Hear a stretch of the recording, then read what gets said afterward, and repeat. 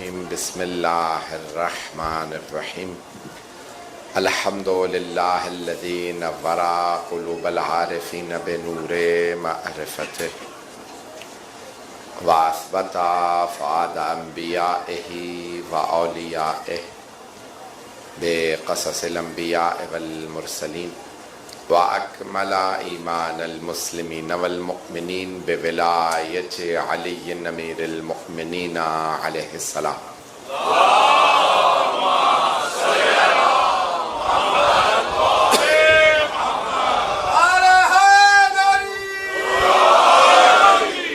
والصلاة والسلام والتحية والإكرام على أفضل الموجودات العبد المؤيد والرسول المسدد المصطفى الأمجد المحمود الأحمد أعني أبا القاسم محمد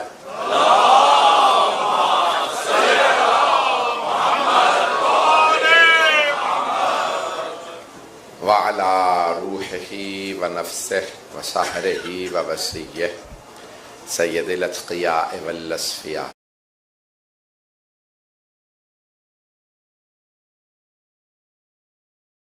مولى الموالي إمام المتقين علي بن أبي طالب اللهم صل على محمد وآل محمد وعلى أوصيائه لا سيما بقية الله في الأرضين روحي وأرواح العالمين لتراب مقدمه الفدا واللعنة الدائمة على أعدائه.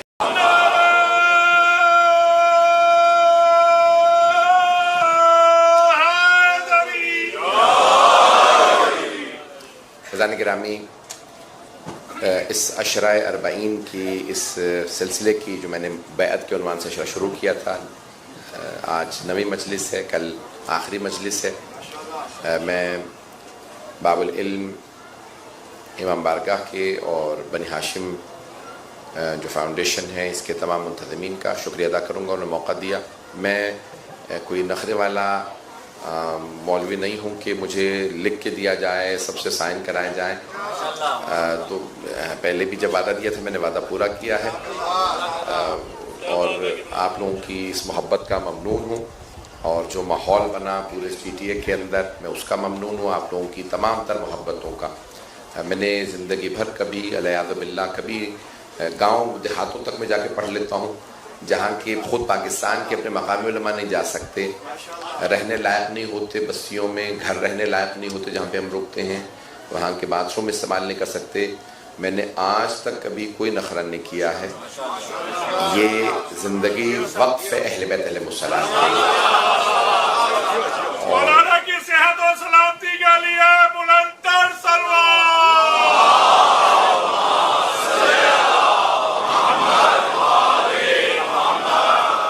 تو جانے کے نام بہرحال شکریہ آپ لوگوں کی محبت کا۔ دوسری بات یہ کہ جو ٹارگٹ رکھا گیا تھا ہماری انتظامیہ کی طرف سے اس امام بارگاہ کی، انہوں نے تقریباً $100,000 یا اس کے قریب جو بھی ٹارگٹ رکھا تھا وہ تقریباً 20% اچیو ہوا۔ تو انہوں نے مجھے ریکویسٹ کی ہے مجھ سے کہ میں آپ لوگوں سے تمام سے ریکویسٹ کروں کہ انشاءاللہ آج اور کل میں جس قدر ہو سکے زیادہ سے زیادہ ڈونیشن دیں جناب سید الشہداء کے نام پہ، 40 کے نام پہ۔ آپ جانتے ہیں خود حدیث میں ہے جو امام حسین کے نام پہ کسی کو پانی پلائے جناب سیدہ نے دی، تو جناب سید الشہداء کے نام پہ مجلس میں شرکت کرتا ہے، جو گریہ کرتا ہے، یہ جو احادیث نبوی میں ثواب ذکر کیا گیا ہے، رونے والے کا اتنا ثواب کہ اسے جنت ملے، تبرک دینے والے کا اس کو شفاعت جناب سیدہ کی ملے۔ یہ چھوٹے چھوٹے کاموں پہ اتنا عظیم اجر رکھا گیا ہے۔ ایک جملہ یہاں آگے بڑھوں گا، گریہ کرنا بہت آسان ہے، مجلس میں آنا، تبرک دینا، ان چھوٹے چھوٹے کاموں پہ شفاعت ہے، چھوٹے چھوٹے کاموں پہ اتنا اجر و ثواب، اور جس مختار نے بدلے لیے ہیں ان کا کوئی ثواب نہیں ہے۔ عزیزان گرامی، یہ دین بہت قیمتی دین ہے، جس دین کے وارث آل محمد ہیں۔ تو عزیزان گرامی، میں جس عنوان سے پیش کر رہا تھا مطالب پیش کرتا رہوں گا۔ کل انشاءاللہ آخری مجلس ہے، آج بھی میں جانتا ہوں داخل ہو چکی ہے، بہت زیادہ دور دور سے لوگ آئے ہیں، مجھے مسلسل لوگ بتاتے ہیں، حتیٰ امریکہ سے نہ جانے کہاں کا دوسرے شہروں سے لوگ آ رہے ہیں۔ تو جناب سید آپ سب کا آنا قبول فرمائیں. خداوند متعال جو رسول خدا جناب امیر جناب سیدہ نے اور خود مولا حسن امام حسین نے خود جو ذکر کیا یا چوتھے امام علیہ السلام نے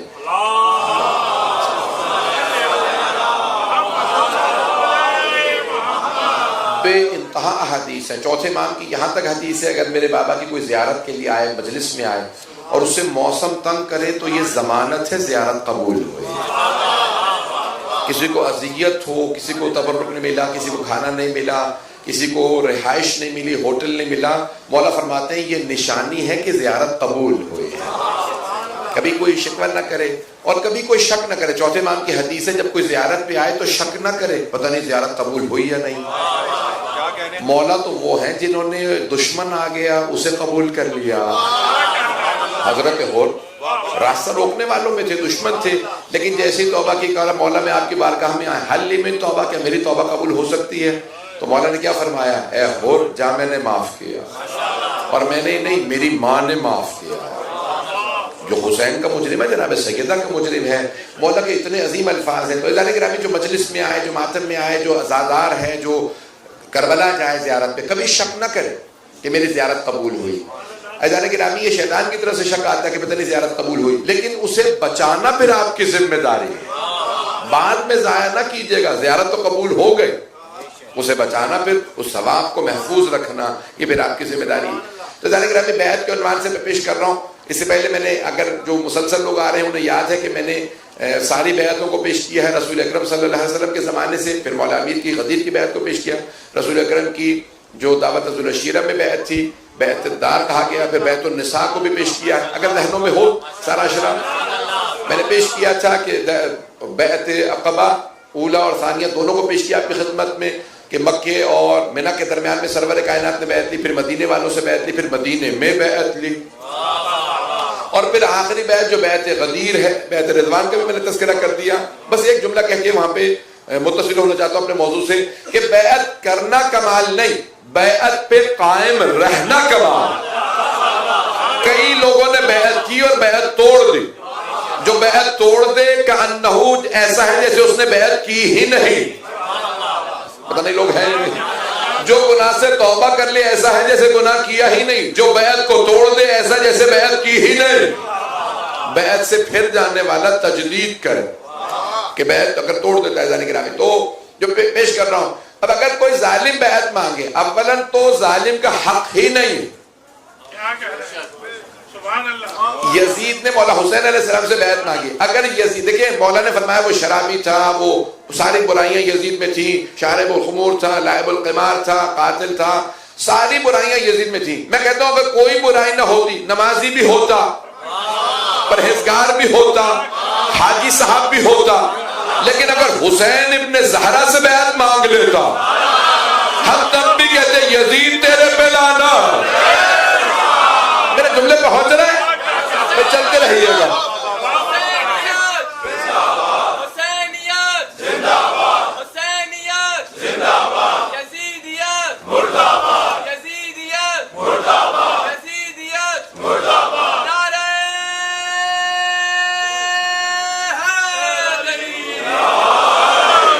توجہ فرمانے سب لوگ.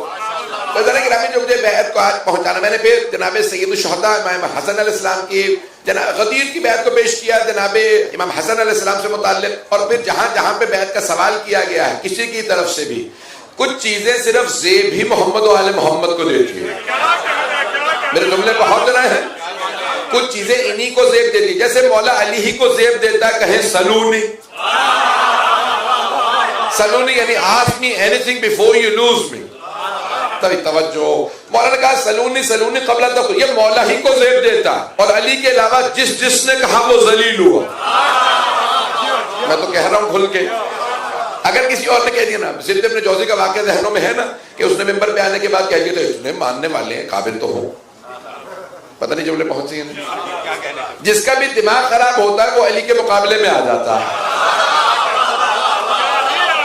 جو علی کے مقابلے میں آتا ہے وہ دنیا میں بھی ذلیل و خوار ہوتا ہے, آخرت میں بھی اس کی تقدیر میں ذلت لکھ دی جاتی ہے. تو سبت ابن جوزی نے یہی کہا تھا, اس نے اتنے لوگ ہیں تو میں کیوں نہ کہوں کہ جو پوچھنا ہے پوچھ لو. تو اس نے یہی کہا تھا سلونی سلونی، جو پوچھنا ہے پوچھ لو. تو وہاں پہ ایک خاتون بیٹھی تھی. اللہ ایسوں کو ذلیل کرواتا ہے تو میں نے کچھ نہیں کہا.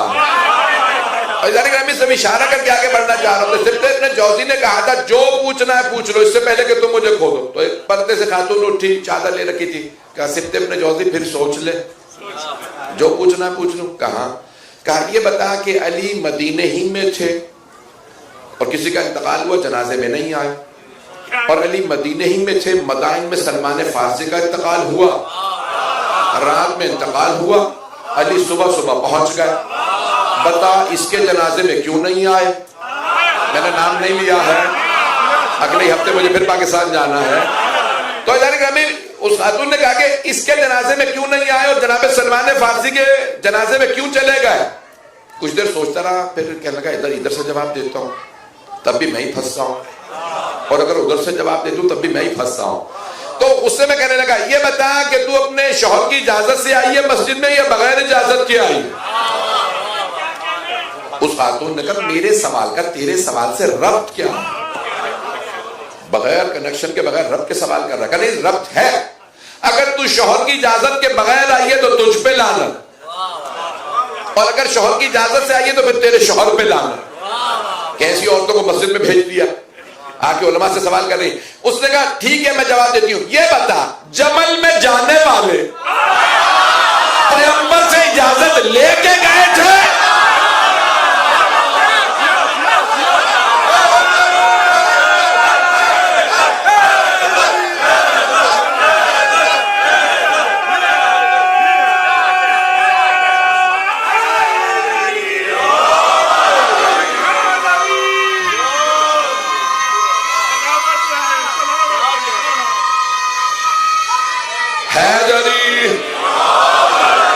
توجہ فرما رہے تھے، میرے جملے پہنچ رہے ہیں. کچھ چیزیں صرف محمد و آل محمد کو زیب دیتی ہیں. اعزان گرامی بیعت وہ ہاتھ مانگے کہ جس کے ہاتھ کو اللہ کہے یہ ید اللہ ہے. میں نے کل چھٹے امام تک بات کو پہنچایا تھا، بہت سے افراد کل نہیں تھے، میں بات کو وہیں سے آگے بڑھانا چاہ رہا ہوں. اعزان گرامی منصور دوانقی نے کوشش کی. اب میں جملے پیش کر رہا ہوں 7ویں امام سے متعلق، اور 12ویں امام تو کوشش کروں گا آج جاؤں، کیونکہ کل لاسٹ مجلس سے جو رہ جائیں گے میں نکات کل واضح کروں گا. مجمع ہے میرے ساتھ؟ اعزان گرامی 7ویں امام علیہ السلام کو ہارون الرشید، دیکھیں اب امام کا نام ہے موسیٰ، 7ویں امام کا نام ہے موسیٰ کاظم علیہ السلام، نام ہے موسیٰ. ایک تاریخ میں نبی موسیٰ گزرے ہیں، مجمع چلے ہیں. تاریخ کے موسیٰ کی ہیبت مشہور تھی، تو اللہ نے کہا میں نے ایک نبی موسیٰ بھیجے تھے جن کی ہیبت تھی، اب مجھے ایک امام موسیٰ بھیجنے ہوں گے جو کاظم ہو. ہیبت یعنی غضب مشہور تھا، کاظم یعنی غضب کو پینے والا. والکاظمین الغیظ والعافین عن الناس، آیت قرآن کی کہ اللہ فرما رہا ہے کاظمین الغیظ، وہ جو اپنے غیظ و غضب کو پی جائیں، والعافین عن الناس، لوگوں کو معاف کر دیں. تو اللہ نے جناب امام موسیٰ کاظم علیہ السلام کو بھیجا. اعزان گرامی اور پھر اللہ نے کیا کیا؟ پھر ایک ہارون بھی ہے. وہاں ہارون بھائی تھے، یہاں قاتل ہے. چلیے گا اعزان گرامی میں جو کل بھی میں نے پیش کیا تھا، ناموں سے کبھی دھوکہ نہ کھائیے گا. کوئی ہارون نام رکھ کے آئے تو کبھی ایسا نہیں ہے، یہ ساتھی ہے. جب اگر کوئی نام استعمال کرنے کی کوشش کر، میں جملے پیش کر رہا ہوں. اعزان گرامی 7ویں اور 8ویں امام علیہ السلام کے زمانے میں بنی عباس نے کیا کیا تھا؟ ایک نام رکھ لیا تھا ایک اپنے شہزادے کا، ایک مہدی. ہمارے علماء کہتے ہیں جب بھی اسے کہو تو کہو مہدی عباسی، مہدی.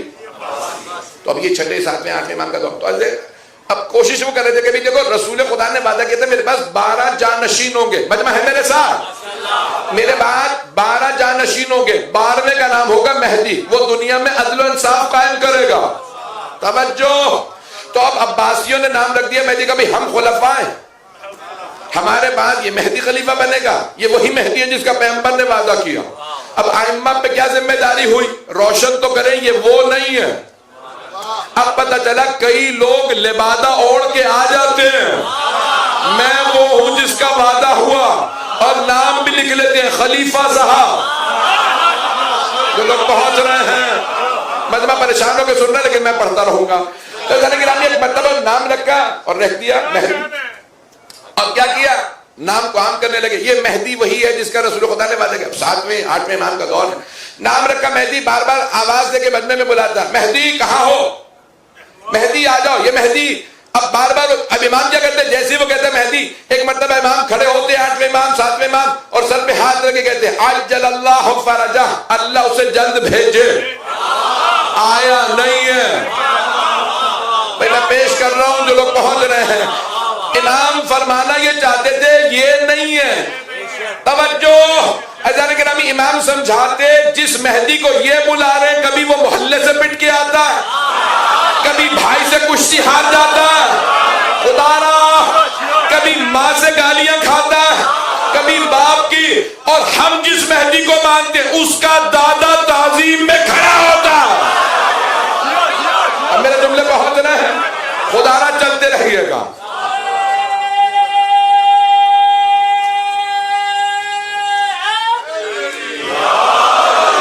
میں ممنون ہوں آپ کی محبتوں کا.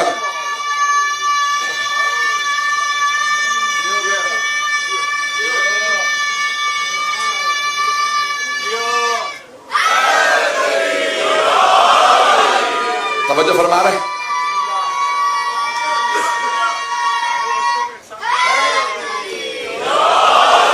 تو بھائی مجمع چلتا رہے میرے ساتھ. اب 7ویں امام علیہ السلام کے زمانے میں ہارون الرشید قاتل ہے, ظالم ہے, بار بار امام کو گرفتار کر رہا ہے. مجمع ہے میرے ساتھ, سارے مجمع کی توجہ رہے. بار بار سب سے زیادہ زندان جس امام نے دیکھا ہے وہ 7ویں امام علیہ السلام. آپ جانتے ہیں امام کئی برس زندان میں رہے اور ایک دفعہ گرفتار نہیں ہوئے, بار بار. کبھی آپ نے سوچا کہ امام کو سب مورخین نے لکھا, یہ صرف شیعہ مورخین نہیں ہے, شیعہ سنی دونوں مورخین نے لکھا کہ امام کو بار بار زندان میں رکھا گیا. عزیزان گرامی میرا ایک سوال, وہ بار بار یہی کہتا تھا نا گرفتار کر رہا ہوں, کیوں؟ کنسپریسی کا ہی الزام لگاتا تھا نا امام کے خلاف. توجہ رہے میرے ساتھ. بھئی یہ آئمہ کو زہر کیوں دیتے تھے؟ بھئی آپ مجمع کو برگلا رہے ہیں ہمارے خلاف, ہر آدمی سے کہتے ہیں یہ ظالم ہے. وہ بار بار کہتا تھا آپ بیعت کر لیں. اگر امام بیعت کر لیتے تو زندان نہ جاتے. زندان جانا بتا رہا ہے, امام نے بیعت نہیں کی. اور اگر زندان میں فشار میں آ کے, پریشر میں آ کے بھی بیعت کر لیتے وہ آزاد کر دیتا. امام نے کہا میں مر جاؤں گا, بیعت نہیں کروں گا. اب میرے جملے پہنچ رہے ہیں, مجھے نہیں معلوم میرے جملے پہنچ رہے ہیں یا نہیں. عزیزان گرامی میں بہت کھل کے پڑھ رہا ہوں آپ کے سامنے. میں جانتا ہوں یہ ہر جگہ لائیو جا رہا ہے. حیدر ٹیلی ویژن کا بھی شکریہ ادا کرنا چاہوں گا, انہوں نے مسلسل اس پورے عشرے کو نشر کیا. پاکستان سے, پوری دنیا سے مجھے فیڈ بیک آتا رہا کہ نشر ہو رہا ہے, ہم سب سن رہے ہیں, آسٹریلیا سے لے کے یہاں تک لوگ سن رہے ہیں. جو میں جملے ہاتھ جوڑ کے پیش کر رہا ہوں عزیزان گرامی, 7ویں امام کو مسلسل کتنی تہمتیں لگائی گئی. بار بار ہارون گرفتار کر کے کہتا آپ میرے خلاف لوگوں کو برگلاتے ہیں. امام نے کہا میں کچھ نہیں کر رہا, عبادت کر رہا ہوں. کہا نہیں, آپ کی عبادت کے اندر بھی ہمارے پہ لعنت.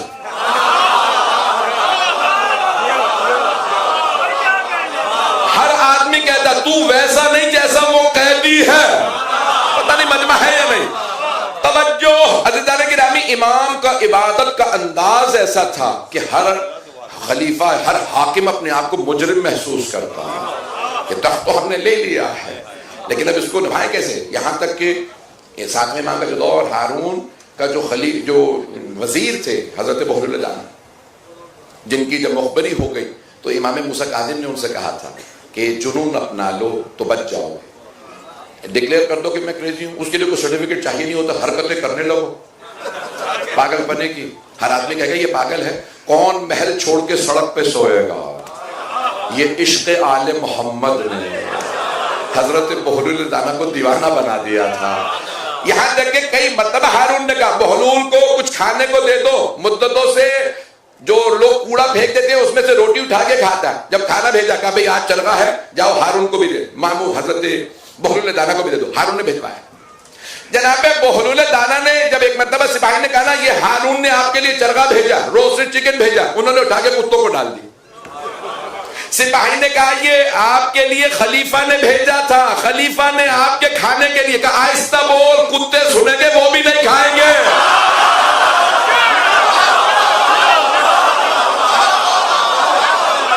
میرے جملے پہنچ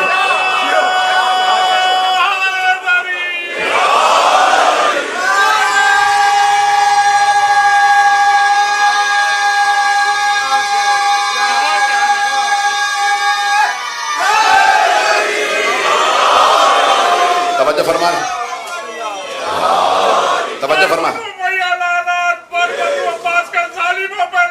ہاں انہوں نے تصحیح کر لی اپنے نام بنو عباس کے ظالموں پہ لعنت. سارے بنی عباس کیونکہ حضرت بہلول دانا عباسی بنی عباس میں بہت سے شیعہ گزرے ہیں لیکن واحد قبیلہ جن پہ پورے گھرانے پہ لعنت وہ بنو امیہ. یہ اہل بیت نے خود فرمایا بنو امیہ کے سارے گھرانے پہ لعنت, معاویہ کی ساری نسل پہ لعنت, مروان کی ساری نسل پہ لعنت, ولید کی ساری نسل پہ لعنت. اور چلیں ابھی آپ لوگ مجھے اتنا نہ بھڑکائیں خدا رہا. تو اب اللہ نے جملے پیش کر رہا ہوں. یہ جناب امام موسیٰ کاظم زندان میں کتنے الزامات لگائے. آخر میں اس نے کہا واجب القتل کا فتویٰ دے, کسی مفتی سے کہا, دیے مفتیوں نے فتوے ائمہ کے خلاف. یہ خود قاضی شرح نے امام حسین کے خلاف فتویٰ دیا تھا, حسین واجب القتل ہے. کیوں؟ بغاوت کی ہے خلیفہ کے خلاف. اگر آج ہمارے خلاف فتوے آ جائیں مجھے کوئی تعجب نہیں ہے. جب ہم کس کھیت کی مولی ہے, جب ائمہ اہل بیت علیہ السلام کو, میرے جملے پہنچ رہے ہیں عزیزان گرامی. ایک قاضی نے ملعون نے فتویٰ دیا. آپ نے سنا ہوگا پاکستان کے ایک وزیر اعظم نے کہا تھا کہ امیر المؤمنین مولا علی علیہ السلام اپنی ہی حکومت میں اپنی عدالت میں کیس ہار گئے. پاکستانی یہاں کچھ بیٹھے ہیں,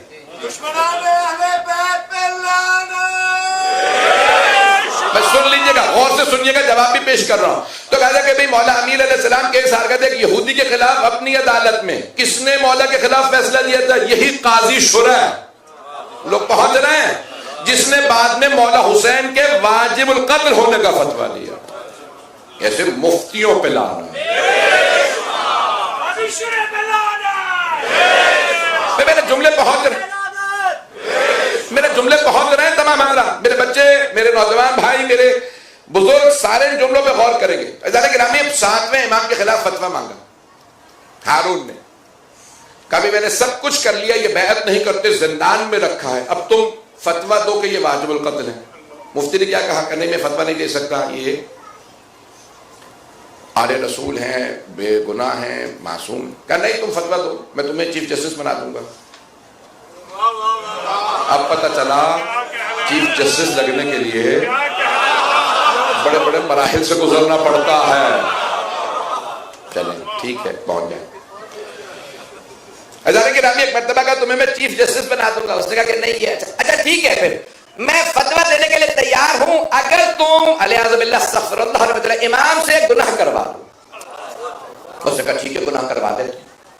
جملوں کو سنیے گا, میں بڑی ذمہ داری سے تاریخ, شیعہ سنی تاریخ سے پیش کر رہا ہوں. میں سارا مجمع جو لوگ پہنچ رہے ہیں ان سب پہ سلام. اہل بیت کی عظمت سنیں, سمجھیں.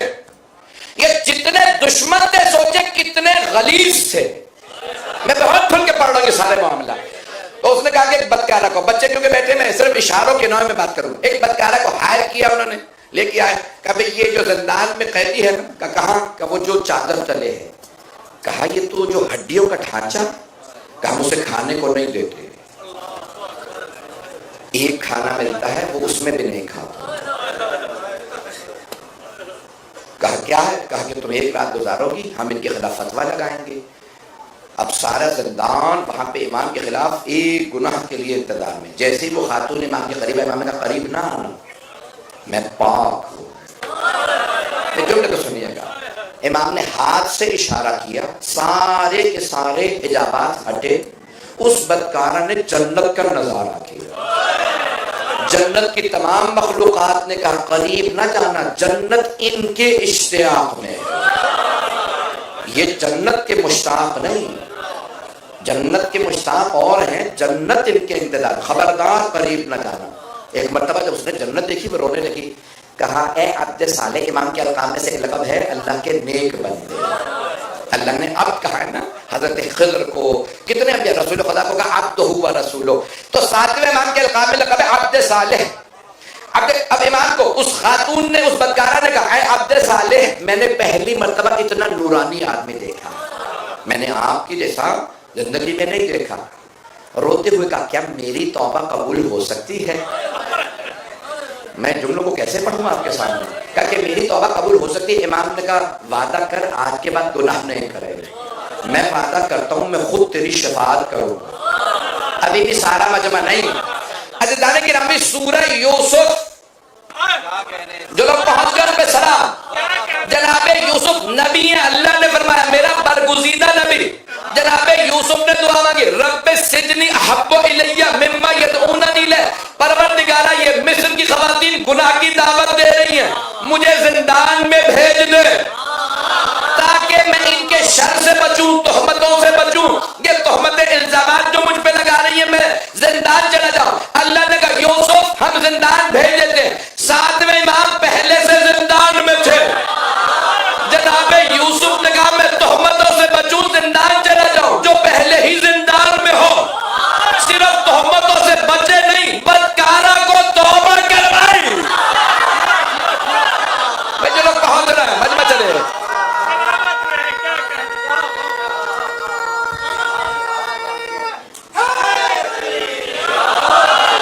میں یہ سارا پڑھوں مضمون.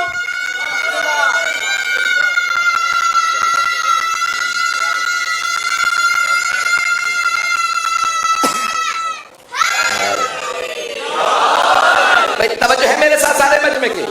اللہ گرامی جیسے ہی فجر کے وقت وہ سارے سپاہی آئے گا ہم نے تجھے پیسے دیے تھے کس کام کے, تو سجدے میں کیوں ہے؟ کہ خبردار مجھے ہاتھ نہ لگانا. رات میں امام کہہ رہے تھے اس خاتون سے مجھے ہاتھ نہ لگانا, میں آیت تطہیر کا مصداق ہوں. جب صبح ہوئی اس خاتون نے کہا او ہارون کے سپاہیوں مجھے ہاتھ نہ لگانا, رات میری توبہ قبول ہو گئی ہے. ائمہ اہل بیت کی عظمت وہ ہے گنہگاروں کو عابد و زاہد بنا دے. اب میرے جملے بہت نہیں جانے گرام. اس خاتون نے کہا خبردار مجھے ہاتھ نہ لگانا. کہا بھئی اس سے گناہ نہیں ہو سکتا. پتہ نہیں لوگ پہنچ رہے ہیں نہیں. اجانے گرام نے پھر کہا کہ اگر ہم تم پہ تہمت لگائیں گے ایک دفعہ بیعت کر لو. امام نے کہا زہر دے دو میں بیعت نہیں کروں گا. اب میرے جملے پہنچ گئے ہیں. کیا ہوا؟ اگر امام بیعت کر لیتے تو وہ زہر دیتا؟ ہرگز نہیں. وہ کہتا بیعت کر لی اب نشر کرو, ہر جگہ اطلاع تو امام نے بیعت کی. ذرا گرامی 7ویں امام نے اتنے حالات میں بھی ہارون کی تقیہ میں بھی بیعت نہیں کی. اب میرے جملے پہنچ رہے ہیں. تقیہ کر لیتے کہ میری جان, یہاں تک کہ ملتا ہے کہ امام کی پسلیاں نظر آتی تھی اتنی امام کے. خدا کی قسم روایات میں ہے 12ویں امام کہتے ہیں السلام, میرا سلام میرے ان دادا پہ جن کے گوشت کو زندان کی زنجیریں کھا, زندان کی تاریکیوں میں جنہیں شکنجہ کیا گیا. اتنا شکنجہ کیا امام نے پھر بھی نہیں کہا بیعت کر لیتا. میں جانتا ہوں مسائل کے جملے ہیں لیکن ادارے میں مسائل پہ نہیں آیا. اب میرے جملے پہنچ رہے ہیں. اتنا امام کو اتنی اذیتیں دی گئی لیکن امام نے پھر بھی بیعت نہیں کی. کیسے ممکن ہے مولا امیر بیعت کر لے؟ میرے جملے پہنچ رہے ہیں. میں آگے بات پڑھانا چاہتا ہوں. اگر سننا پسند فرمائیں گے میں آگے پڑھنا چاہتا ہوں. میں جانتا ہوں 11:30 ہو گئے. جہاں تک آپ سنیں گے میں پڑھتا رہوں گا. ادارے گرامی 8ویں امام سے متعلق میں نے پیش کیا تھا, جملوں کو دوبارہ سن لیجئے. امام محل میں ہیں اور وہ بار بار کہہ رہا ہے مجھے انڈورسمنٹ چاہیے, مجھے تائید چاہیے کہ آپ میرے ولی ہیں. امام بار بار کہہ رہے تو جتنے چاہے سکے چھپوا دے, تو جتنے چاہے ولی عہدی کے ٹائٹل لگا دے, بیعت نہیں کروں گا. عزیزان گرامی 2.5 برس میں مامون مجبور ہو گیا 8ویں امام کو زہر دینے پہ کیونکہ امام نے بیعت نہیں کی. اب میرے جملے پہنچ رہے. کتنا اس نے کوشش کی محل میں رکھی تائید لے لیں, نہیں, امام نے کہا بیعت نہیں کروں. چلیں آئیے ذرا میں پیش کرتا ہوں. سب سے جو کم سنی میں امامت کا سب سے پہلے اعلان کیا وہ 9ویں امام علیہ السلام, 9th امام امام تقی السلام.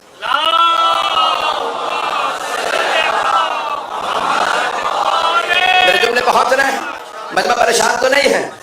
ادارے گرامی صرف 9 برس کے ہیں, 8 یا 9 برس, 8 or 9 years old. امام نے اعلان امامت کر دی. کئی دیکھیں ضعیف العقیدہ ہر دور میں ہوتے ہیں. کئی شیعہ پریشان ہو گئے جب تک امام بالغ ہوں گے تب تک کون امام ہوگا. پتہ نہیں لوگ پہنچ رہے ہیں, آپ تو پریشان ہو گئے. کئی ایسے لوگ تھے کہ بھئی نماز پڑھانے کے لیے بالغ کی ضرورت ہے تو امامت کے لیے بالغ کی کیوں ضرورت نہیں. لوگوں نے کہا چلو امام کے پاس چلتے ہیں, سوال کریں.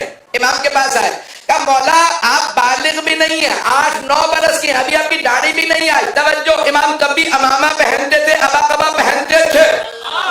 کہا مولا کوئی دلیل آپ کی امامت پہ؟ کیا تم نے قرآن پڑھا ہے؟ اعتراض کرنے والوں، قرآن پڑھا کا قرآن میں آپ کی امامت کا؟ کہ اللہ فرماتا ہے وَآتَيْنَاهُ حُكْمًا صَبِيًّا، ہم نے یحییٰ کو صبی کہتے ہیں بچے کو بالغ ہونے سے پہلے، سواد میں یہ صبی کہتے ہیں بچے کو جو بالغ نہ ہوا، کہ وہ اللہ جو یحییٰ ابن زکریا اور عیسیٰ ابن مریم کو بچپنے میں نبوت دے سکتا ہے، وہ مجھے بچپنے میں امامت کیوں نہیں دے سکتا؟ میرے جملے پہنچ رہے ہیں؟ امامت پہ دلیل،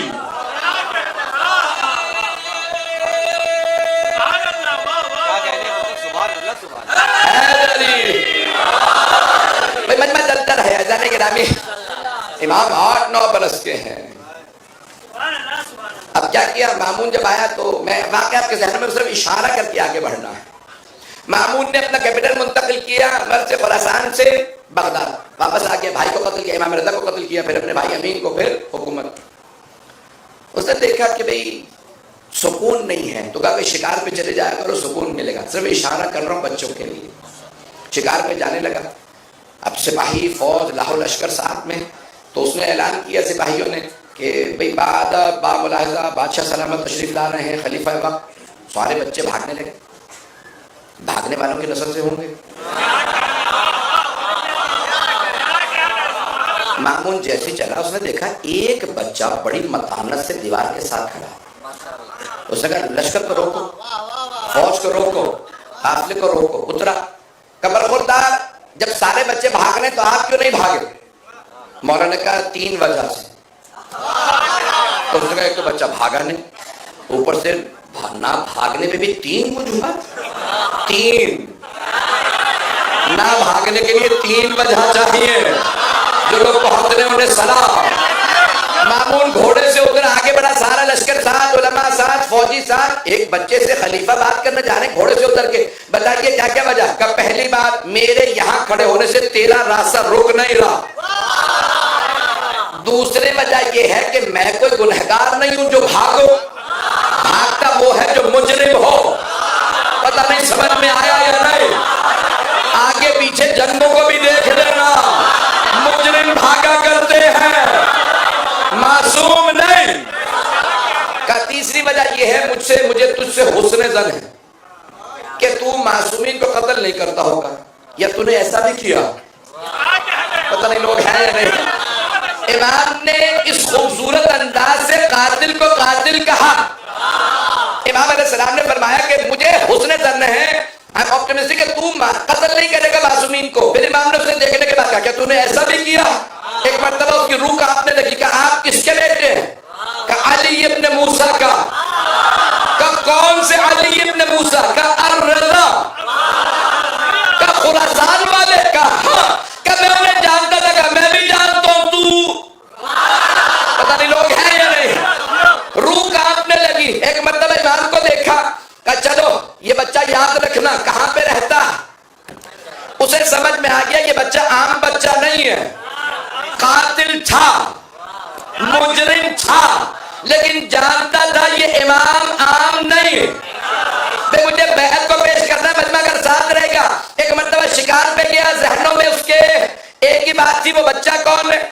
آج بھی عرب عقاب کا بہت زیادہ شوق رکھتے ہیں، ایگل پالتے ہیں، تو خود تو اتنے بہادر ہوتے نہیں، تو بہادر پرندوں کو رکھ کے سوچتے ہیں کہ اگر اسی سے شاید بہادر ہی آ جائے۔ تو عقاب، اس نے ایک دراج کے پیچھے عقاب اڑایا، عقاب آنکھوں سے اوجھل ہو گیا۔ جب واپس آیا تو ایک مچھلی لے رہا ہے۔ اس نے سب سے پوچھا، عقاب گیا تھا پرندے کے پیچھے، لے آیا مچھلی، کب بادشاہ سلامت ہمیں کیا پتا؟ اس نے کہا چلو واپس چلتے ہیں، اس مچھلی کو میرے عجائب میوزیم میں رکھ دینا، عجائب گھر میں، اور لکھ دینا یہ مامون خلیفہ کا عقاب ہوا سے لایا۔ پورے رستے کی بات سوچ رہا ہے عقاب مچھلی لایا کہاں سے۔ جیسے ہی بغداد پہنچا دروازے کھلے اور ایک دوبارہ اعلان ہوا کہ بادشاہ سلامت تشریف لے آئے، سب بھاگنے لگے۔ دوبارہ اس نے دیکھا کہ امام محمد تقی علیہ السلام ایک بکری کا کان پکڑ کے بار بار کہہ رہے ہیں اسجد للہ، اللہ کو سجدہ کر، اللہ کو سجدہ کر۔ اس نے کہا رکو مجھے بچے سے بات کرنی ہے۔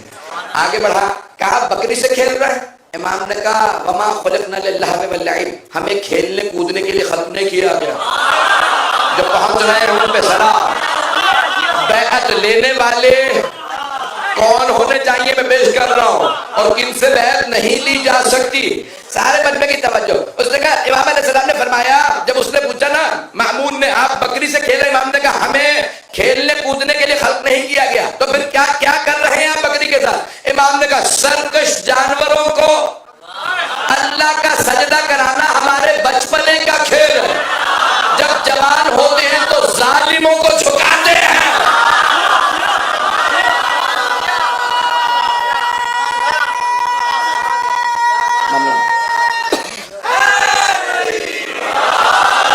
میرے جملے کو حاضر ہیں؟ توجہ فرما رہے ہیں سردار کرام؟ بھئی میں جملوں کو مکمل کرنا چاہتا ہوں، مجھے 12ویں امام تک آنا ہے. میں جانتا ہوں 11:30 ہو گئے. مجمع میرے ساتھ ہے. ایک مرتبہ مأمون نے پوچھا کہ آپ نماز پڑھتے ہیں؟ امام نے کہا ہاں. کہا آپ تو بالغ نہیں ہیں، جب نماز واجب ہی نہیں ہے تو پڑھتے کیوں ہیں؟ امام نے کہا جب پتہ ہو کہ واجب ہے تو واجب نہیں ہے. امام مجمع نہیں ہے.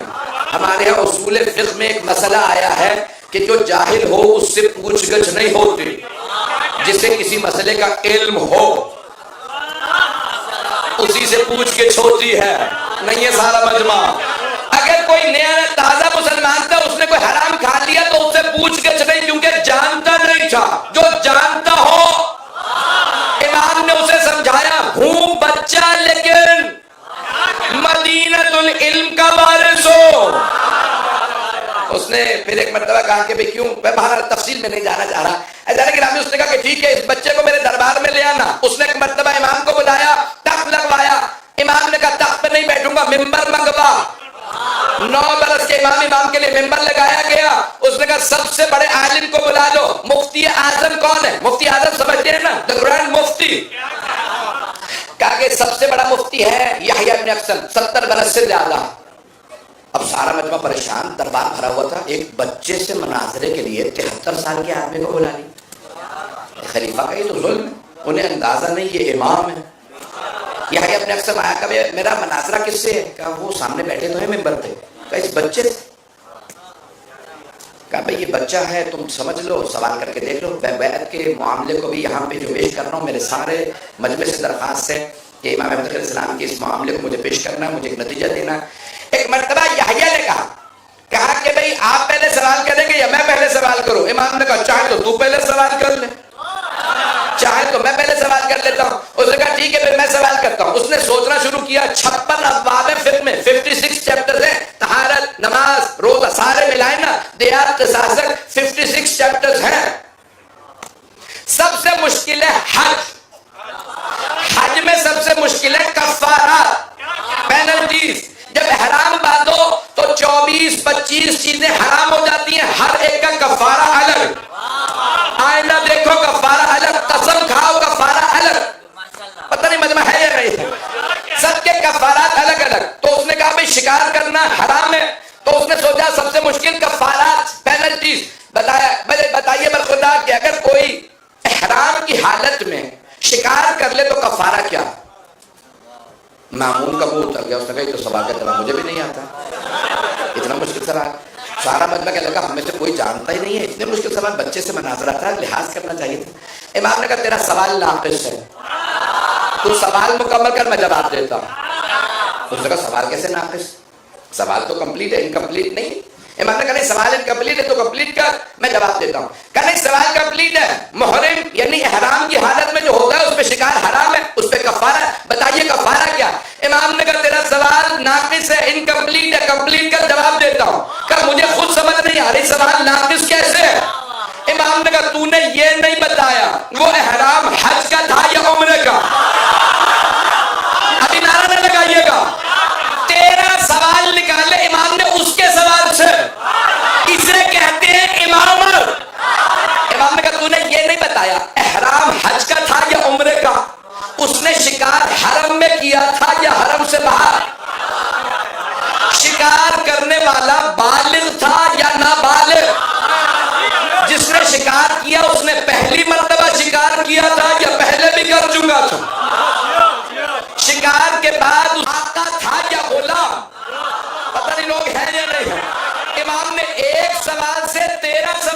سوال ہے. امام نے کہا اب بتا تیرا سوال کیا ہے؟ یحییٰ نے کہا مجھے خود نہیں پتا.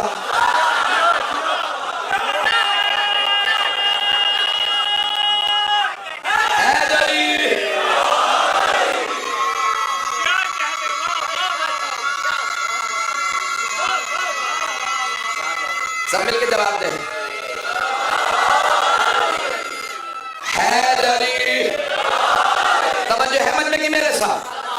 حضرت گرامی ایک مرتبہ یحییٰ ابن اقسم پریشان کا مجھے خود نہیں پتا. سارا مجمع کرنے لگا اللہ اکبر اللہ اکبر. اگر روئے زمین پہ کوئی حجت اللہ ہے تو یہی بچہ ہے جس کی سب گواہی دے وہ بیعت لے سکتا ہے جسے اپنے نہ مانتے ہو.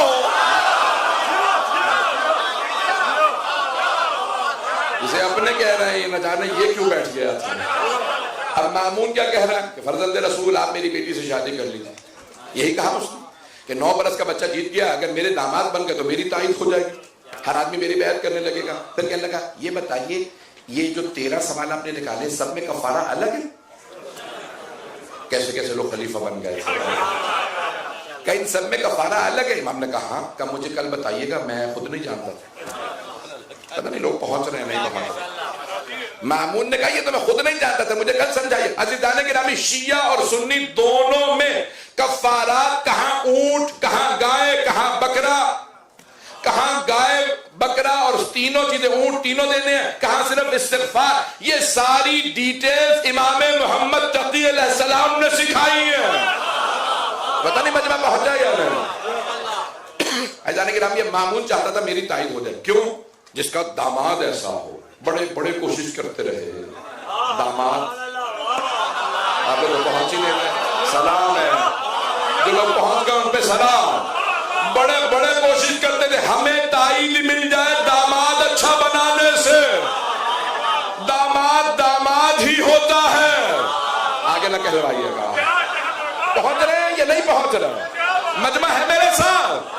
تو مامون نے کہا بڑے بڑوں نے کوشش کی پیغمبر داماد بنے, علی داماد, تو اگر یہ میرے داماد بن گئے میری تائید ہو جائے گی. کہا فرزند رسول آپ میری بیٹی سے شادی کر لیجیے. امام نے کرنے کہا نہیں آپ کو کرنی ہوگی. امام نے کہا زبردستی ہے. کہ میں حاکم ہوں, میں خلیفہ آپ سے کہہ رہا ہوں. تو سارے بنی عباس مخالفت کرنے لگے کہ یہ بچکاری, یہ بچہ نہیں ہے, تمہیں اندازہ نہیں ہو رہا یہ کس کمالات پہ ہے.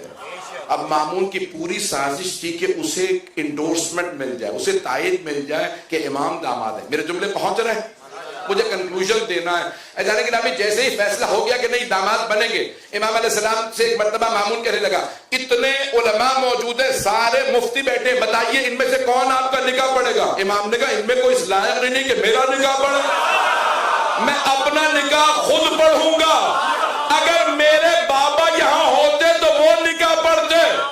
اب سمجھیے مقام حضرت ابو طالب جنہوں نے رسالت کا نکاح پڑھا.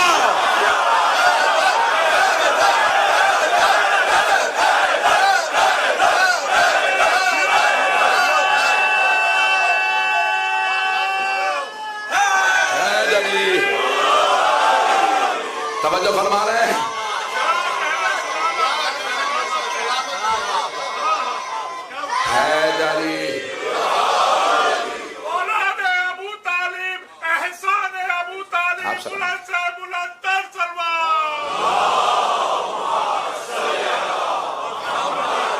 میرے جملے پہنچ رہے جانے کی طرف. عظمتیں کتنی ہیں. اب سارا مجمع دیکھے گا بچہ اپنا نکاح خود پڑھنے لگا. کئی لوگ آج بھی نہیں پڑھ سکتے, پتہ نہیں لوگ پہنچ رہے ہیں نہیں پہنچ رہے. امام علیہ السلام نے خطبہ دیا. آج تک تو شیعوں کے نکاح میں عقد کا خطبہ پڑھا جاتا ہے وہ نویں امام علیہ السلام. پتہ نہیں لوگ پہنچے یا نہیں. یہ جو ہم نکاح کا خطبہ پڑھتے ہیں یہ نویں امام علیہ السلام نے پڑھا تھا. الحمدللہ اقرارا بنعمت. توجہ, یہ خطبہ حضرت امام محمد تقی علیہ السلام کا اور حضرت ابو طالب علیہ السلام نے جب خطبہ پڑھا تھا تو پیغمبر 25 برس کے تھے, قرآن نازل نہیں ہوا تھا. جناب سرور کائنات کا چچا جان خطبہ آپ دیں گے, عقد بھی آپ پڑھیں گے. تو جناب ابو طالب نے خطبہ شروع کیا الحمدللہ رب العالمین. مجمع نہیں ہے, مجھے نہیں پتا. جناب ابو طالب قرآن کو پڑھ کے کہہ رہے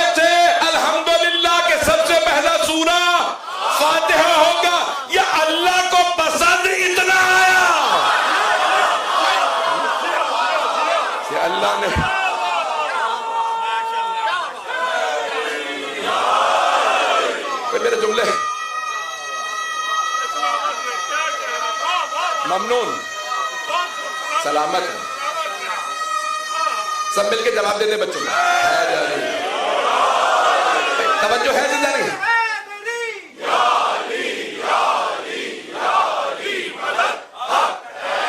توجہ فرما رہے ہیں زندہ نہیں گرامی؟ یہ مقام ہے ان ہستیوں کا. ایسا نہیں گرامی نبی امام علیہ السلام نے خطبہ اب کس سے شادی ہوئی ہے؟ ام الحکم سے. جملے پہنچ رہے ہیں؟ میں اشاروں میں آگے بڑھنا چاہ رہا ہوں. ایسا نہیں گرامی بعض ائمہ کی دو اماموں کی بیویوں نے زہر دیا ہے, دوسرے امام اور نویں امام. میرے جملے پہنچ گئے؟ اب پتہ چلا کہ معصوم کی بیوی ہو جانے سے میرے جملے پہنچ گئے ہیں. جعدہ بنت اشعث اور ام حکم, اب اس نے شادی کر دی. امام علیہ السلام وہیں پہ رہے. 9 برس کے تھے. جب 18 برس کے ہوئے تو امام نے کہا میں اپنے جد رسول خدا کی زیارت کے لیے جا رہا. توجہ سارے مجمع کی. امام وہاں سے چلے مدینے آ گئے. امام نے دوبارہ شادی کی. توجہ ایک مرتبہ حضرت دیکھیں ائمہ علیہ السلام جب انتخاب کرتے تھے جانتے ہیں امامت نے چلنا ہے. ظالم کی نسل سے امامت نہیں ہوتی. مجمع نہیں ہے. کافروں کے گھر معصوم پیدا نہیں ہوتے. جو پہنچ رہے ہیں ان پہ سلام. کافروں کے گھر معصوم پیدا نہیں ہوتے. حیدان کے نامی اب یہاں پہ امام علیہ السلام فوراً واپس مدینے گئے. امام نے شادی کی. 18 برس کے تھے. امام کے گھر میں 2 بیٹی اور 1 بیٹی کی ولادت ہوئی. امام علی نقی علیہ السلام, حضرت موسیٰ مبرقہ اور حضرت حکیمہ خاتون.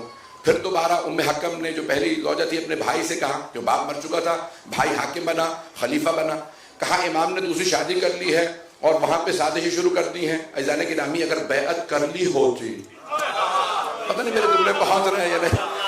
پوری کوشش یہ کی مامون نے کہ یہ کہے میرے داماد ہے. داماد ایسا ہے تو سوچو پھر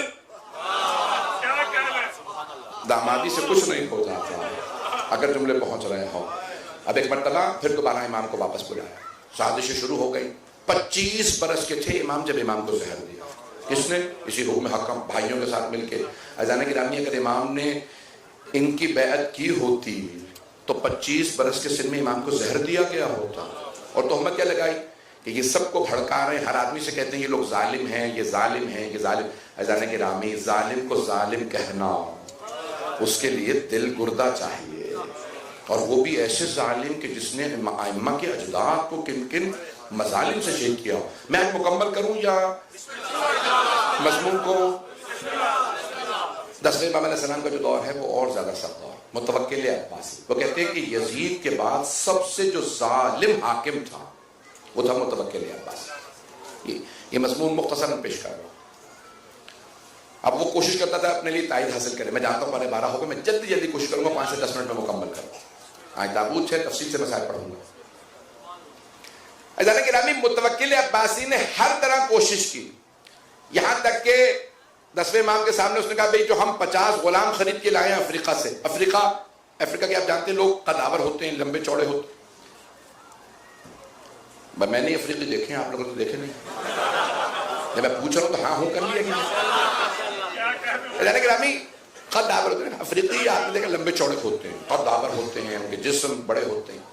تو اس نے کہا کہ بھئی یہ جو ہمارے 50 غلام ہم افریقہ سے خرید کے لائے ہیں نا, امام علی نقی کے سامنے سے گزارا. امام علی نقی کو وہاں سے گزارا, جس کے 50 غلام وہ دیکھیں گے کہ اتنے قداور. انہیں نہیں پتا یہ اس کی نسل سے ہے جس نے خیبر میں مرحب کو پچھاڑ دیا تھا. یہ روم میں آنے والے ہوتے تو اللہ امام کیوں بناتا. میرے جملے پہ حاضر ہیں, سب جواب دیجیے. میں جملوں کو پیش کر رہا ہوں. ایک مرتبہ امام علی نقی علیہ السلام کو بھیجا غلاموں کے سامنے, کہا ان سب غلاموں کو بتا دو ذرا, یہ ہمارے قیدی ہیں, ہم نے ان کو یہاں پہ رکھا ہوا ہے اور کسی بھی طرح سے ان پہ روک بیٹھنا چاہیے. اب اپنے محل کے اندر سے, سامرہ میں جو اس کا محل ہے جو ڈوب چکا, تو صرف دیواریں تھوڑی بہت باقی ہیں, وہاں سے اندر سے بلندی سے دیکھ رہا ہے کہ کیسا کیا ہوتا ہے.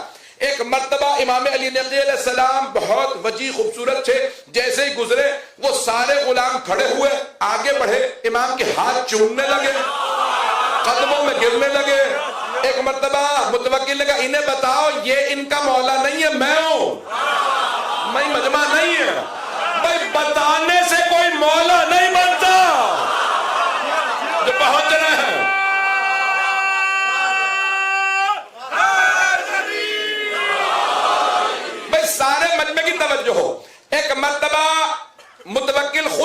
نے سپاہیوں کے ساتھ کہا انہیں بتاؤ ان کی زبان الگ ہے، وہ افریقی تھے ان کی زبان الگ تھی، یہ تمہارا مولا نہیں ہے، میں خلیفہ ہوں، حاکم میں ہوں، یہ قیدی ہے، اسے کیوں مان رہے ہو، اس کے ہاتھ کیوں چومتے ہو؟ پوچھو۔ 50 غلاموں نے کہا ہم انہیں پہلے سے جانتے ہیں، کہا یہ تو سامرہ میں رہتے ہیں، تم افریقہ سے آئے ہو، کہا نہیں ہماری بستی میں یہ شب جمعہ تبلیغ کرنے آتے تھے، کہا یہ عرب ہے، کہا نہیں ہماری زبان میں تقریر کرتے تھے۔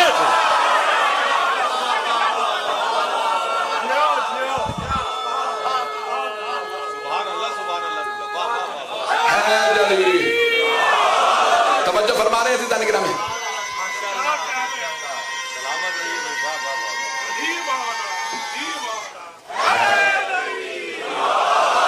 بھائی شاید وقت نہیں ہے، میں تفصیل میں نہیں جاتا، چلتا رہو بھیا کیا ہے، 12:15 ہوگا، مجھے 15-20 منٹ چاہیے مساجد کی،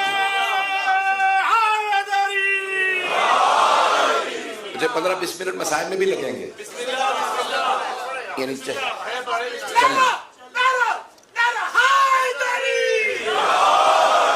بھائی میں مکمل کر رہا ہوں۔ عزیزان گرامی، متوکل نے جتنے جتن کر سکتا تھا اس نے اتنے جتن کیے۔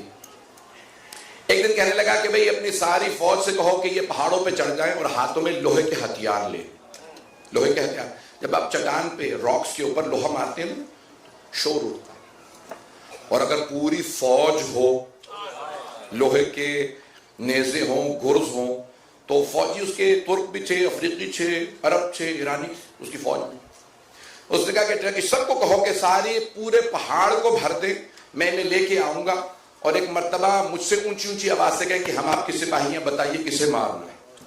پتہ نہیں جملے پہنچ رہے ہیں یا نہیں پہنچ رہے ہیں۔ تو ایک مرتبہ کہنے لگا متوکل امام علی نقی علیہ السلام سے، چلیے ذرا میں آپ کو اپنی سلطنت تو دکھاؤں، حکومت دکھاؤں۔ امام نے آواز دی، میرے بیٹے کو آنے دو۔ امام حسن عسکری علیہ السلام، امام حسن عسکری کم سن تھے، بچے تھے اس وقت، 12-14 برس کے، 12-13 برس کے تھے۔ کہا بیٹا ساتھ چلی، کہ وہ سمجھا کہ بھی امام متاثر ہو رہے ہیں کہ بھی اپنی فوج دکھا رہا ہے، لشکر دکھا رہا ہے، تو بیٹے کو بھی ساتھ لے لیا۔ امام نے کہا چلو، کہا یہ ساری میری حکومت ہے، یہ محل میرا۔ چلتا رہا، ایک مرتبہ پہنچا، ساری فوج پہاڑ پہ کھڑی ہوئی، زور زور سے اپنے ہتھیار مارنے لگی پہاڑ کے اوپر، کہا یہ ساری میری فوج ہے، یہ میرا لشکر ہے۔ سارے فوج نے ایک مرتبہ بلند آواز سے کہا، بتائیے بادشاہ سلامت، خلیفہ وقت، بتائیے کسے مارنا؟ کہا کہ دیکھ رہے ہیں اتنی فوج ہے، میری امام کو روب میں لے رہا کہ شاید یہ فوج کے روب سے بیعت کر لیں گے۔ امام علی نقی علیہ السلام نے ایک مرتبہ امام حسن عسکری کی طرف اشارہ کیا، کہا بیٹا ذرا اپنی فوج بھی دکھا دیجئے۔ ایک کمسن امام نے ہاتھ سے اشارہ کیا، زمین سے لے کے آسمان تک ملائکہ کھڑے تھے، ایک ایک فرشتہ پورے پہاڑ سے بڑا تھا، ہاتھوں میں لوہے کے جلتے گرز تھے، کہ فرزند رسول کسے اٹھا کے لے جانا ہے جہنم میں۔ دیکھ کے ایک مرتبہ متوکل بے ہوش ہو کے گرا، امام نے کہا چلے جاؤ، جیسے کہ پانی ڈالو، ہوش میں آیا، کہ مولا آئندہ فوج نہ بلائیے گا، میرے تو بڑے بھی کہہ گئے آپ نہ ہوتے تو ہم ہلاک ہو جاتے۔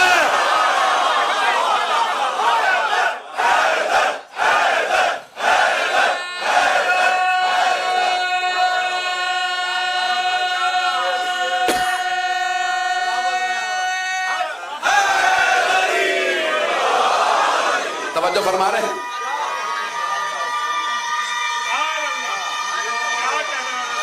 اور فرما رہے ہیں ذالک رام،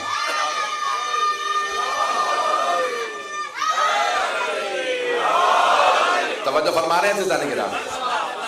ذالک رامی جب متوکل بیعت نہ لے سکا، اوروں کی کیا مجال ہے، اس نے خود مان لیا، میرے تو بڑے بھی مان گئے ہیں۔ ذالک رامی کہاں آئندہ فوج نہ بلائے، کتنے جتن کیے متوکل نے، کربلا کو کہا کہ میں حل چلا دوں گا، میں پانی بہا کے کربلا کو مٹا دوں۔ اس نے فوج کا کہا کہ بھئی راستہ بناؤ، پورا ڈائیورٹ کر دو فرات کو کہ حرم کے اوپر سے گزر جائے۔ پورا دریا دوبارہ کھودا گیا، راستہ جیسے کھولا گیا، کہا خود دیکھنے آؤں گا۔ جیسے پہنچا، دریا بہتا ہوا آیا، قبر حسین پہ جا کے تقسیم ہو گیا۔ اس نے کہا اسے پرانے رستے پہ لوٹا دو۔ عزیزان گرامی جب ایک مرتبہ متوکل نے کہا نا کہ قبر کا نشان مٹا دو، بالکل فلیٹ کر دو ساری قبر، اور سارے نشان مٹا دیے گئے. سب نے کہا امام علی نقی علیہ السلام سے مولا آپ کے جد کی قبر کا نشان مٹا دیا گیا. امام نے کہا پریشان نہ ہو، ایک درخت اگے گا سدر کا پودا، سدر کا، تو بیری کا پودا اگے گا، جہاں پہ جھک جائے سمجھنا وہاں پہ سر ہے، اسی سے نام رکھا گیا باب سدرا. میرے جملے پہنچ رہے ہیں؟ عزیزان گرامی امام علی نقی علیہ السلام نے دوبارہ کربلا کو روایت کیا. ہے ہماری درس کا کربلا کربلا، ہے ہماری درس کا کربلا کربلا، حق کا سیدھا راستہ کربلا کربلا، ہے ہماری درس کا کربلا کربلا، در حیدری. بس 1 گھنٹہ ہو گیا، میں مکمل کر رہا ہوں، بس 2 سے 3 باتوں کو سن لیجئے، پھر اس کے بعد مسائل. اسی متوکل کے زمانے میں امام حسین علیہ السلام کے حرم کی زیارت پہ پابندی لگائی گئی. جو کربلا جائے گا اسے ٹیکس دینا ہوگا. اتنا مہنگا ٹیکس رکھا گیا. ٹھیک ہے زائرین کم ہو گئے تھے، یہ نہیں میں کہوں گا کم نہیں ہوئے، کم ہوئے، لیکن پھر بھی لوگ زیارت پہ جاتے رہے. کچھ لوگوں نے جانور بیچے، اپنے گھوڑے بیچے، چلے گئے. کسی نے مکان بیچا، زیارت پہ گیا. پھر ایک ایسا وقت آیا، اس نے کہا کہ بھئی جو بھی زیارت کے لیے آئے اس کا ہاتھ کاٹ. زائرین انگلیوں پہ گنے جا سکتے تھے، بہت کم ظاہر ہونے لگے. ایک خاتون پہنچی زیارت کے لیے، سارے فوجی بیٹھے تھے پل بغداد پہ کہ پل بغداد پار تب کرو گی جب ہاتھ کٹوا لو زیارت کے لیے. اس خاتون نے کہا ٹھیک ہے. کہا جانتی ہو بوڑھی خاتون ہم ہاتھ کاٹتے ہیں حسین ابن علی کی زیارت کے لیے؟ کہا ہاں جانتی ہوں. کہا جانتی ہو کہاں؟ کہا ہاتھ کٹواؤ گی کہاں؟ اس نے اپنا الٹا ہاتھ سامنے رکھا. کہا کاٹ دو. کہا نہیں ہم سیدھا ہاتھ کاٹتے ہیں. کہا سیدھا ہاتھ تو تم نے پچھلے سال کاٹ دیا. 1 سال میں 1 ہاتھ کٹوایا. بہت کم ایسے افراد تھے، لیکن لوگ پھر بھی زیارت پہ جاتے تھے. واجب نہیں ہے زیارت، ایسے لوگوں نے زیارت کو زندہ رکھا، اتنی قربانیاں دی. مجھے نہیں معلوم میرے جملے پہنچے، ہم نہیں کر سکتے ایسا، ہم یہ قربانیاں اتنی نہیں دے سکتے. میں جانتا ہوں ہم نہیں دے سکتے، لیکن کبھی ایسوں کو برا نہ کہیں جنہوں نے اتنی قربانیاں دی. ملتا ہے بنی عباس سے، یہ بنی عباس سے متوکل اور یہ سارے عباسیوں کے زمانے میں یہاں تک تھا کہ عزاداری پہ پابندی تھی. بغداد میں مجلس نہیں کوئی کر سکتا، جو مجلس کرے اسے گرفتار کر لو، قتل کرو. ایک بیوہ خاتون تھی، اس کے بچے تھے. اب مجھے بچوں کی تعداد 6 یا 7 بچے تھے. اس نے ایک مرتبہ کہا بچوں میرے ساتھ چلو. کہا اماں رات ہو گئی ہے، آپ تو کہتی ہیں پرآشوب دور ہے، خطرناک دور ہے، حالات اچھے نہیں، رات میں گھر سے باہر نہ جاؤ. کہا نہیں بچوں بہت ضروری کام ہے، میرے ساتھ چلو. تاریخ بغداد میں لکھا کہ وہ خاتون بچوں کو شہر سے باہر لے گئی، بغداد سے باہر. کہا اماں دور دور تک روشنی نہیں، آپ کہاں لے آئیں؟ کہا بچوں بیٹھ جاؤ، بہت ضروری بات ہے بتانا چاہتی ہوں. کہا اماں کیا بات ہے؟ کہا بچوں آج شب عاشور. کہا اماں شب عاشور کیا ہے؟ کہا ہمارے مولا تھے نام حسین.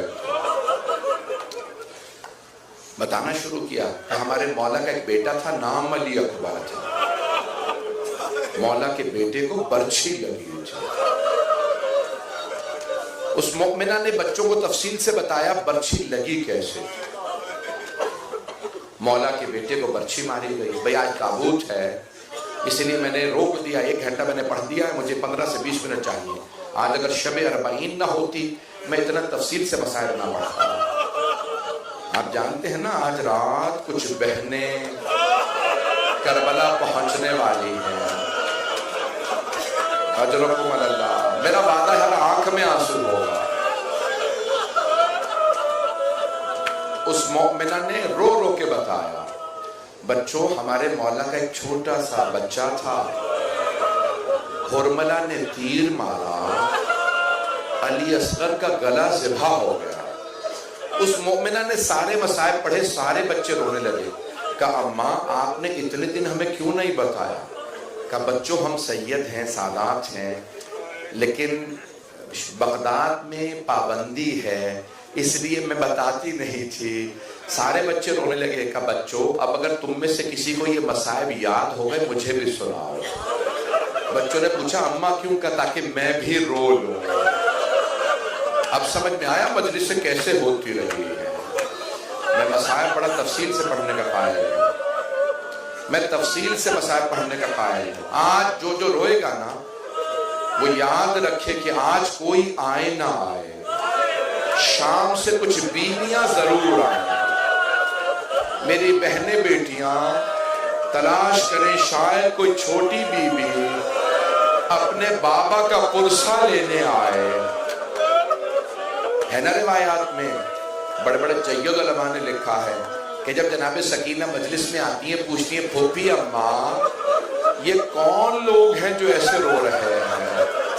بی بی فرماتی ہیں یہ آپ کے بابا کے چاہنے والے ہیں.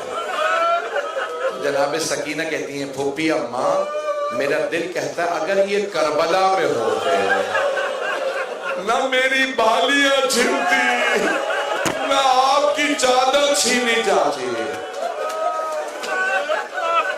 اجرکم اللہ اجرکم اللہ. بھائی آج رونے میں کوئی بخل نہ کرے. جب کوئی بلند آواز سے روتا ہے نا چوتھے امام خود اسے دعا دیتے ہیں. چوتھے امام سے یہاں تک بعض علماء نے روایت نقل کی ہے کہ آپ فرماتے ہیں میرے بابا پہ ایسے رویا کرو جیسے ایک بوڑھی ماں جوان بیٹے پہ روتی ہے. کسی نے پوچھا مولا کیوں ایسے روئیں؟ کہا کیونکہ جب میری پھوپھیاں روتی تھی انہیں تازیانے مارے جاتے. اجرکم اللہ اجرکم اللہ. بھئی میں نے اس منبر سے دیکھا ہے کہ ایک باپ رو رہا ہے, ایک چھوٹا بچہ آنسو صاف کر رہا ہے. بابا مت روئیے. بچہ باپ کو چپ کرا رہا ہے. آپ جانتے ہیں نا بیٹیوں کو زیادہ محبت ہوتی ہے, اور اگر کسی بیٹی نے باپ کے سر پہ خنجر دیکھا ہو اجرکم اللہ. بھئی میں اسی سال میں نے مقتل میں دیکھا ہے کہ مولا کے خیموں سے مقتل نظر آتا تھا. میں نے تو پڑھ دیا, اب سمجھ میں آیا بیویوں نے کیسے دیکھا تھا. اجرکم اللہ. بھئی میں شہادت نہیں پڑھوں گا, پڑھوں وہ جملے جو آج شب ہے. بس بھئی چند دن پہلے بیویوں کو رہائی مل گئی, زندان سے رہائی ملی. جانتے ہیں لوگ رہائی پہ خوش ہوتے ہیں لیکن خدا کی قسم بیویاں رہائی پہ رو رہی تھیں. میرا دل کہتا ہے دو وجہ سے رو رہی تھی. پہلے یہ کہ انہیں زندان میں رونے نہیں دیا گیا. جیسے رہائی ملی ہر بیوی نے اپنے اپنے شہید کا نام لیا. پہلے ایک بیوی نے آواز دی ہائے علی اکبر, دوسری بیوی نے آواز دی ہائے علی اصغر, ایک اور بیوی نے کہا ہائے قاسم. جب سب بیویاں چپ ہوئیں تو ایک بیوی نے کہا ہائے ابا, اور سب سے آخر میں جناب زینب نے فرمایا ہائے حسین. اجرکم اللہ اجرکم اللہ. اگر دیکھ سکے تو دیکھیے گا, نہیں تو آنکھیں بند کر کے ذرا شام چلیے گا. جانتے ہیں دوسری وجہ کیا تھی بیویوں کے رونے کی؟ دوسری وجہ یہ تھی جس بیوی کو سب سے زیادہ شوق تھا مدینے واپس جانے کا وہ بیوی زندان میں مر گئی تھی. آج کیسے پڑھوں؟ اجرکم اللہ اجرکم اللہ. بھئی رونے میں کوئی بخل نہ کرے. میں جانتا ہوں ادھر بیٹھنے کی جگہ نہیں ہے, لوگ باہر بھی بیٹھے نہ جانے کہاں کہاں پہ لوگ سن رہے ہیں. میں درخواست کر رہا ہوں سب میرے ساتھ چلیے گا. بس بھئی 3 دن تک بیویاں مولا سجاد کے ساتھ شام میں رہی رہائی کے بعد. اور جانتے کیا کرتے تھے؟ کوئی مجلس پڑھنے والا نہیں تھا. بیویاں اپنے اپنے شہید کا نام لیتی, سب رونے لگتے ہیں. ایک مرتبہ مولا سجاد سے یزید نے کہا کہ سید سجاد آپ شام میں رہیں گے یا مدینے واپس جائیں گے؟ مولا سجاد نے کہا شام میں ہمارا کیا ہے, ہم مدینے واپس جائیں گے. تو کہا کہ چلے کیوں نہیں جاتے, یہاں پہ کیوں رو رہے ہیں؟ جانتا تھا نا کہ اگر روتے رہے تو بغاوت ہو جائے گی. شام والے سب سن رہے تھے, بیویاں آ کے پوچھ رہی تھی اس گھر میں لوگ اتنا کیوں رو رہے ہیں. ایک مرتبہ مولا سجاد نے کہا کہ ہم واپس جانا چاہتے ہیں لیکن ہمیں شہداء کے سر واپس کر دو. یزید نے کہا ٹھیک ہے, شہداء کے سر انہیں دے دو. پڑھوں آپ کے سامنے. پہلا جو سر آیا بڑا ننھا سا سر تھا. جناب رباب نے رو کے کہا لاؤ علی اصغر کا سر. بی بی رباب نے پوچھا علی اصغر اب مثلوں کا تنہر, اے علی اصغر کہ آپ جیسے بچوں کو بھی نہر کیا جاتا ہے, اونٹوں کو نہر کیا جاتا ہے. اجرکم اللہ. بھئی آپ تو برداشت نہیں کر رہے ہیں. ساتھ ساتھ چلیے میرے. جانتے ہیں دوسرا سر کس کا آیا؟ بہت خوبصورت سر تھا. جیسے ہی سر آیا نا جناب لیلا نے رو کے کہا علی اکبر میرا آپ کے بغیر جینا بڑا مشکل ہے. اجرکم اللہ, اجرکم اللہ. بھئی چلتے رہیے گا, اگر دیکھ سکے اب ضرور دیکھیے گا. اتنے میں ایک سر کو لایا گیا, اس سر کو نیزے سے نہیں اتارا گیا, اسے تھیلے سے نکالا گیا. پوچھا یہ کس کا سر ہے؟ کہا عباس کا سر ہے. اسے نیزے پہ کیوں بلند نہیں کیا؟ کہا اس میں اتنے گرز لگے تھے. اجرکم اللہ.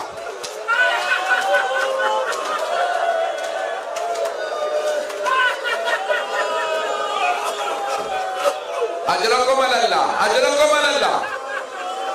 جیسے جناب عباس کا سر لانے والا آیا نا جناب ام کلثوم نے کہا لاؤ میرے بھائی کا سر.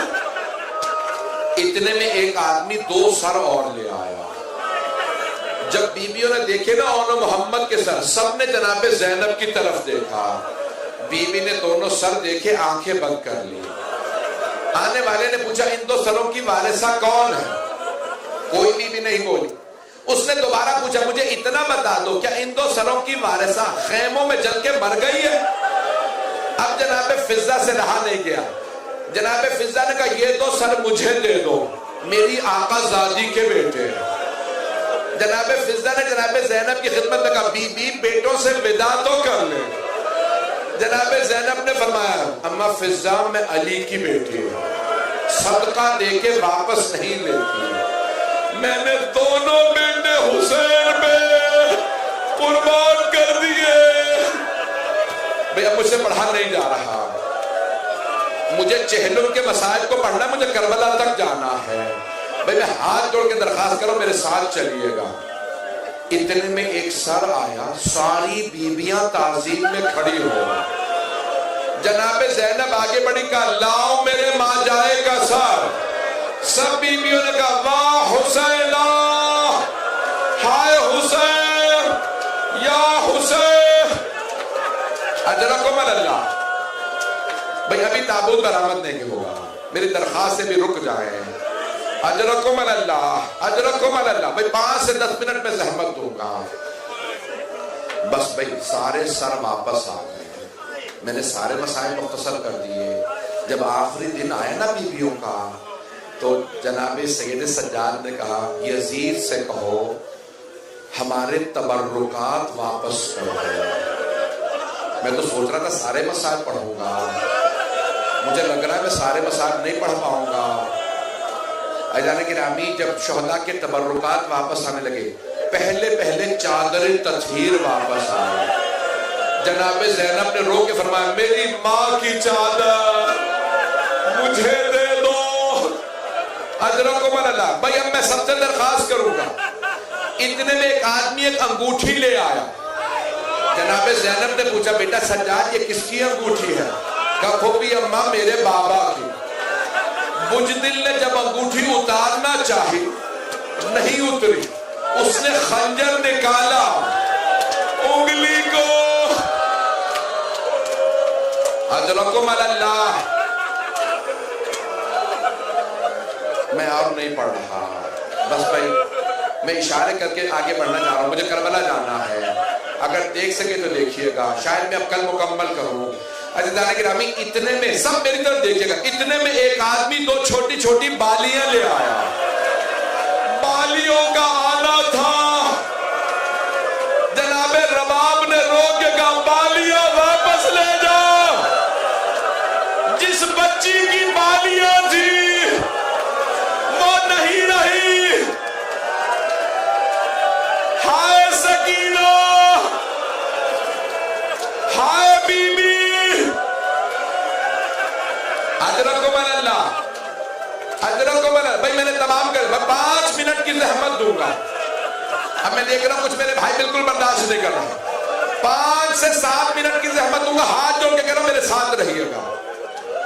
جب سب سارے تبرکات واپس آ گئے، مولا سجاد نے فرمایا پھوپھی اماں سب بیویوں سے کہہ دیجئے صبح ہم مدینے واپس چلے جائیں گے، سب بیویاں صبح تیار رہیں۔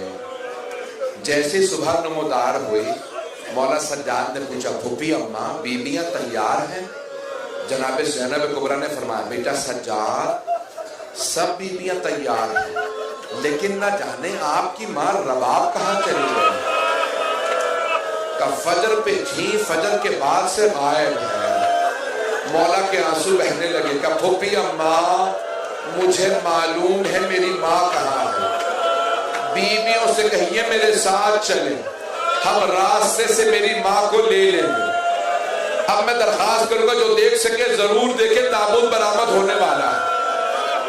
جیسے ہی مولا سجاد کے پیچھے بیویاں چلی، کچھ ہی دور گئی تھی، جناب زینب نے فرمایا بیٹا سجاد یہ راستہ تو زندان کو جاتا ہے، کہ پھوپھی اماں میری ماں زندان کی ایک قبر سے ملا کرنے گئی ہے۔ جیسے ایک ماں بچے سے لپٹ کے روتی ہے، جناب رباب قبر سے لپٹی ہوئی تھی اور رو رو کے کہہ رہی تھی بیٹی اٹھو ہم مدینے جا رہے ہیں۔ آپ کو سب سے زیادہ شوق تھا مدینے جانے کا۔ جناب زینب آگے بڑھی، جناب رباب کے بازو کو پکڑا کر رباب اب صبر کیجئے۔ مولا سجاد آگے بڑھے، میں مکمل کر دیتا لیکن ابھی میں نے کربلا کے مصائب نہیں پڑھے۔ جناب جابر کربلا پہنچ گئے مولا سجاد سے پہلے، جناب جابر نابینا ہو گئے تھے، جناب جابر کو معلوم نہیں تھا مولا حسین کی قبر کون سی ہے۔ جانتے کیا کہہ رہے تھے؟ کہ مولا جب میں پہلے آپ سے ملنے آیا کرتا تھا آپ کھڑے ہو کے مجھے گلے لگایا کرتے تھے۔ جناب جابر نے بلند آواز سے رو کے کہا مولا میں مدینے سے چل کے آیا ہوں، اے حسین مجھے گلے لگا لیجئے۔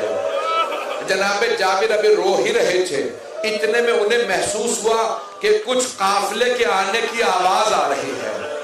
جب دیکھا نا قافلہ آ رہا ہے، آواز سے پہچانا، اپنے غلام سے کہا اگر یہ میرے مولا سجاد ہوئے میں تجھے آزاد کر دوں گا۔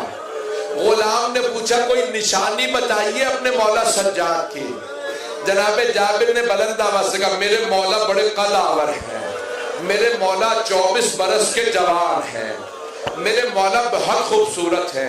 غلام کچھ دیر دیکھتا رہا کہ آنے والا ایک مرد ہے، اونٹنیوں پہ سیاہ چادروں میں بیویاں ہیں، کہ کوئی نشانی کا بیویوں کی گودیں خالی ہیں، کہ بس اتنا بتا دے یہ میرے مولا ہیں یا نہیں ہے۔ ایک مرتبہ غلام نے کہا یہ آپ کے مولا نہیں ہے۔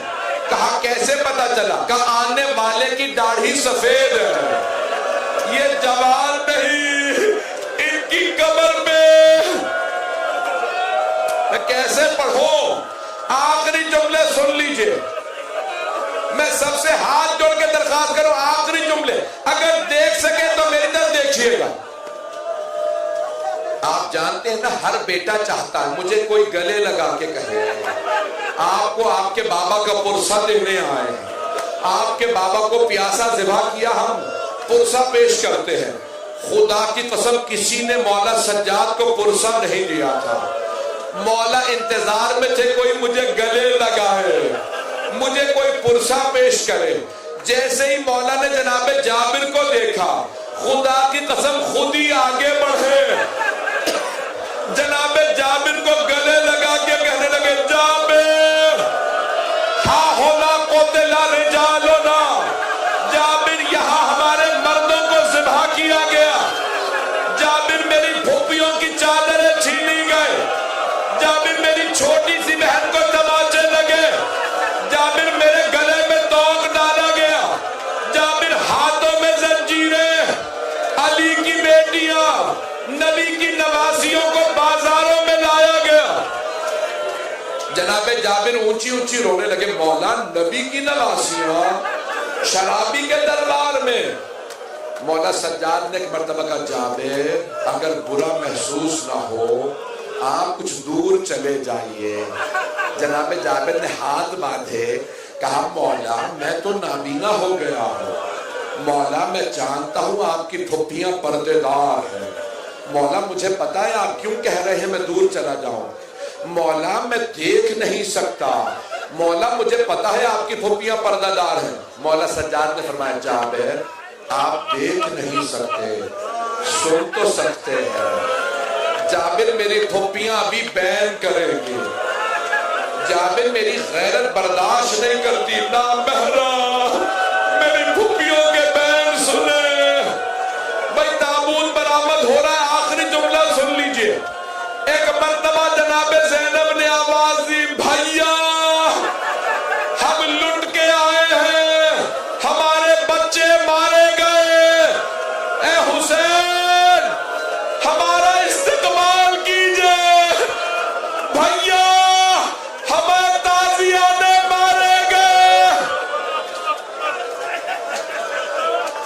अब मुझसे पढ़ा नहीं जा रहा, आखिरी जुमला सुन लीजिए। एक मर्तबा मौला सज्जाद से जनाब ज़ैनब ने पूछा, बेटा सज्जाद मुझे मेरे भाई की कब्र का निशान दिखा दीजिए। अब ना मुझसे पढ़ा जा रहा है ना आपसे रोया जा रहा है, ये मुसलसल रोना मौला सज्जाद का काम है, ये मुसलसल रोना जनाब ज़ैनब का काम है। भाई मैंने तो अभी सिर्फ 20 मिनट मसाइल पढ़े हैं, 1 घंटा 20 मिनट हो गया, मैं पढ़ूँ आखिरी जुमले पढ़ रहा। जनाब ज़ैनब ने पूछा, बेटा सज्जाद मुझे मेरे भाई की मरकत का निशान दिखा दीजिए। मौला सज्जाद ने कहा, फूफी अम्मा ये मेरे बाबा की कब्र है। सारी बीबियां कब्र पे गिर गई, हाय हुसैन हाय हुसैन। 2 मिनट बाद भाई तमाम कर दिया, मैं 1 मिनट की जहमत दूंगा, ताबूत बरामद हो रहा। एक मर्तबा मौला सज्जाद ने फुफ्फी का बाजू पकड़ा, मौला ने सोचा अगर मैंने ना रोका तो कोई बीबी रोते रोते मर जाएगी। मौला ने फुफ्फी से कहा, फुफ्फी अम्मा बस कर दीजिए। जैसे जनाब ज़ैनब मौला हुसैन की कब्र से उठी, बीबी ने पूछा, बेटा सज्जाद ये मेरे भाई के कदमों में किसकी कब्र है? मौला ने कहा, फुफ्फी अम्मा ये मेरे भाई अली अकबर की कब्र है। सारी बीबियां दोबारा कब्र पे गिर गई, हाय अली अकबर हाय अली अकबर। मौला सज्जाद ने फिर रोका, फुफ्फी अम्मा बस कर दीजिए, बेटा ये साथ में किसकी कब्र का? मेरे भाई अली असगर की। गंजे शहदा के एक एक शहीद का मौला ने नाम लिया, यहाँ मेरा भाई कासिम भी है, यहाँ औनो। भाई इमाम ने सारे नाम देना शुरू किए। जब सबके नाम ले लिए, अब जनाब ज़ैनब से रहा नहीं गया, और बेटा सज्जाद आपने एक एक शहीद का नाम बताया, लेकिन मेरे भैया अब्बास का नाम नहीं लिया।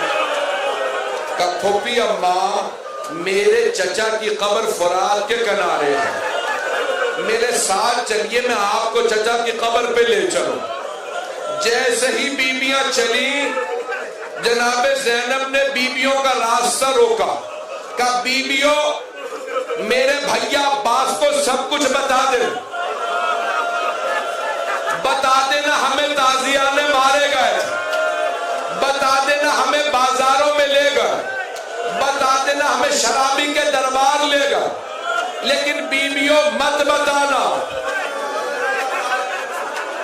बीबियों मेरे भैया अब्बास को मत बताना, मत बताना। सकीना शाम में रह गई,